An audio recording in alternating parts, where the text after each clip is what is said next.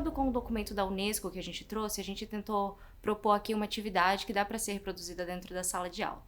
E aí começa falando um pouco sobre a biografia de Lise Meitner, que foi uma austríaca judia. Ela teve que se exilar da perseguição nazista na Suécia. Ela foi a primeira professora titular de física na Alemanha, mas ela teve que perder o cargo por conta da perseguição nazista. É atribuída a ela a descoberta do protactínio, por exemplo, em 1918. É atribuída a ela também o descobrimento do efeito Auger, que, apesar de ter sido descoberto por ela, levou o nome de um outro cientista que o descobriu anos mais tarde.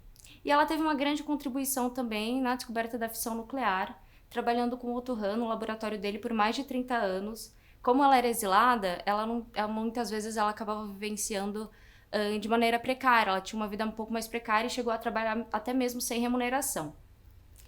E aí, o Otto Hahn chegou a ganhar um prêmio Nobel por conta da descoberta da fissão nuclear, mas nunca atribuiu a ela créditos por esse trabalho, em que inclusive foi escrito por ela para Nature.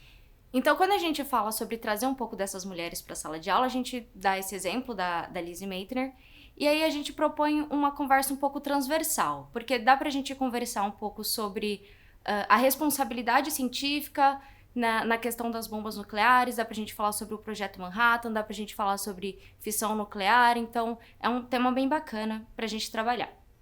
E aí a gente vai propor a ferramenta do Scratch para trabalhar um pouco com lógica de programação com os alunos. O Scratch ele é uma ferramenta que ele auxilia aqueles que estão começando a entender o que é programação, inclusive para se trabalhar isso com crianças. A gente propõe que primeiro o professor faça essa aula sobre a Lise, traga ela para dentro da sala de aula, depois fale sobre fissão nuclear, sobre como isso acontece e peça para que os alunos rascunhem o que seria o algoritmo desse processo.